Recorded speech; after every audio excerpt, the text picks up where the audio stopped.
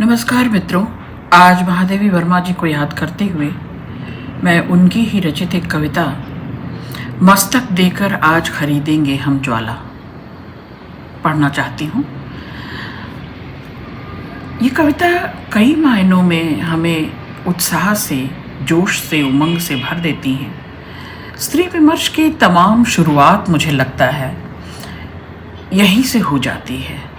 अपने अस्तित्व की, अपने निजता की, अपने ऊज और आँच की पहचान महादेवी वर्मा कराती हैं। तमाम स्त्रियां किस त्याग, तप और समर्पण से पहले किस त्वरा, आँच, ओज से भरपूर हैं, इस कविता से हमें पता चलता है।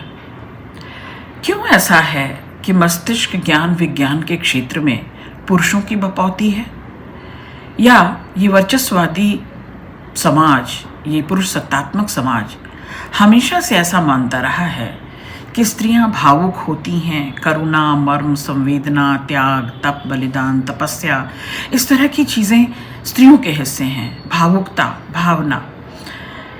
तो स्त्रियां केवल हृदय नहीं, उनमें मस्तिष्क भी है। स्त्रियां ज्ञान विज्ञान के क्षेत्र में भी चमत्कार कर रही हैं। चमत्कार शब्द मुझे प्रिय नहीं है, लेकिन मैं उनकी काबिलियत को, उनकी हुनर को, उनकी कुवत को इस कविता के ज़रिए आपको याद दिलाना चाहती हूँ। कविता कुछ यूँ है। मस्तक देकर आज खरीदेंगे हम ज्वाला, मस्तक देकर आज खरीदेंगे हम ज्वाला, जो ज्वाला नभ में बिजली है, जिससे रवशश ज्योत जली है, तारों में बन जाती है शीतलदायक उजियाला। मस्तक देकर आज खरीदेंगे हम ज्वाला। फूलों से जिसकी लाली है, धरती में जो हरियाली है, जिसमें तप तप कर सागर जल बनता श्याम घटाओं का, मस्तक देकर आज खरीदेंगे हम ज्वाला। कृष्ण जिसे वंशी में गाते, राम धनुष टंकार बनाते, जिसे बुद्ध ने आंखों में भर बांटी थी अमृत की हाला, मस्तक देकर आज खरीदेंगे हम ज्वाला।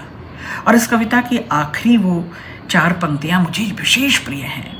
जब कभी अपने विद्यार्थियों को हतोत्साहित होता देखती हूँ, जब कभी खुद भी डूबती उतराती हूँ, जब कभी खुद भी तमाम तरह की क्या कह सकती हूँ, दुविधाओं से घिरा पाती हूँ, तमाम तरह के भीतरी और बाहरी आघात से चोटिल पाती हूँ, तो ये 4 पंक्तियाँ मन ही मन गुनगुना लेती हूँ और अपनी पीठ थपथपा लेती हूँ।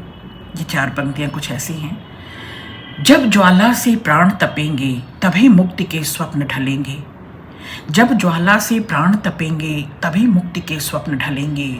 उसको छूकर मृत सांसें भी होंगी चिंगारी की माला।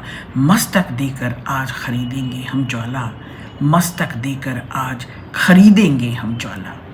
तो सबसे पहली कंज्यूमर और सबसे बड़ी कंज्यूमर तो हम ही हैं।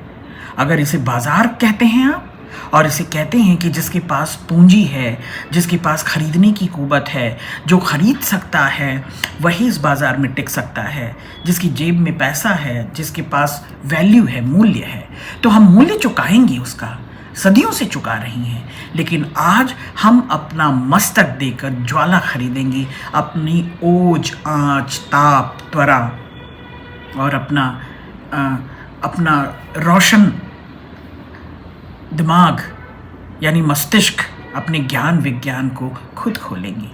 बहुत शुक्रिया साथियों।